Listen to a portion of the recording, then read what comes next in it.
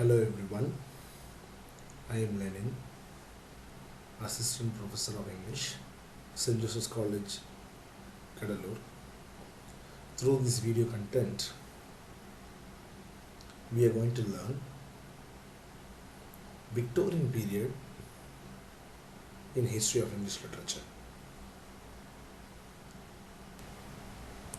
This is Queen Victoria for you, 1819 to 1901. This is how Victorian England was. The first and foremost thing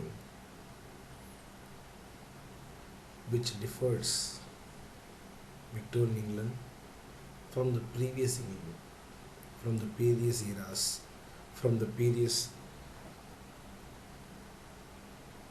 times, nothing but the growth in all walks of life. The growth Victorian England witnessed in society, technology, transport, engineering, and of course industries. The dates of Queen Victoria 1837 to 1901 coincide with her ascension to the throne and also to her death. This time in England was placed high value on honor, duty, moral seriousness, and sexual propriety. But still, it has the adverse conditions too. It had the brutal and disgusting factory conditions. Low wages were paid to the workers. Densely and crowded cities. But from 1830s, political and social reform acts had their beginning. Slowly, Victorian England shifted from agrarian society to industrial society, which created a majority of middle class people in England. People started to move to the urban part of England from the country parts. They shifted to the towns. They started new settlements in the urban areas because of the industrial growth and industrial development. As far as power and empire is concerned, England became the richest nation in the 19th century, and also it was known as the first industrialized nation. First nation which adventured, first nation which started, first nation which had industrial revolution. It remained one of the most powerful nations because of its unchallenged military supremacy. As we are all aware of, England had a strong military base. England threatened other nations, established its colonies with the help of its powerful and unrivaled military supremacy. The British Empire covered 1/4 of the earth's surface. That's the reason why we used to say in the British Empire, sun never sets. Sun never sets in the British Empire. British Empire had territories in nations including India, Canada, Australia, New Zealand, most of East Africa and Caribbean islands. They colonized the nations. They established the colonies. They squandered the resources. They looted the resources. They made their nation England as a wealthy nation, thereby acquiring world's #1 nation in military as well as in prosperity. It was in the beginning, this picture clearly shows how England started to acquire more territories during Queen Victoria's reign. She was one among the rulers who wanted to spread England across the globe. She wanted to add on to her territories. She wanted to extend her territories. She made arrangements as well as she accepted people who were all came with the idea of extending the British Empire. She supported them ideologically as well as financially. They were ably backed up by Queen Victoria in order to reach the zenith. Colonial domination, racialized by pseudoscience to demonstrate inferiority of dark-skinned people by a false sense of racial and cultural superiority of the white race. This was the main theme which England followed in all colonial perspectives in most of its colonies, creating a sense of inferiority amidst the colonizers, the settlers, the natives, the aborigines, the local people, thereby establishing a strong sense of racial superiority of whites over the dark-skinned people. Let it be Indians, let it be Africans, let it be West Indies. All of these dark-skinned people were intentionally, psychologically made inferior by the term white is supreme. I quote the word of Alfred Russel Wallace: the relation of a civilized to an uncivilized race over which it rules is exactly that of parent to child, or generally adult to infants. This is how they colonize the natives. You could see how a Britisher is ably supported, is served by the local man, by the colonized. This picture might have clearly shown how the Britishers treated the colonized. Despite wealth created by industrialization and colonization, acute poverty was prevalent in the towns of England, especially England, Bristol, London, and other important trade cities of England suffered a heavy and severe poverty condition. Inadequate housing, overcrowding of people leads to illness and diseases. Besides industrialization, on the other hand, parallel severe disease, health illness, and acute shortage of goods were also seen. Factories were not regulated, which made the workers to undergo adverse and dangerous conditions. This is how people were kept. This picture clearly shows how the people were kept, the public were maintained, how they were given space, how the places were unhygiene, which led to serious diseases. Construction of sewage canal beneath Fleet Street, London in the 1860s. By 1858, the stench of the sewage from the Thames had become so overwhelming that the House of Parliament at Westminster found it impossible to meet. So they decided to construct a sewage system citywide sewage system, underground sewage system that began the following year.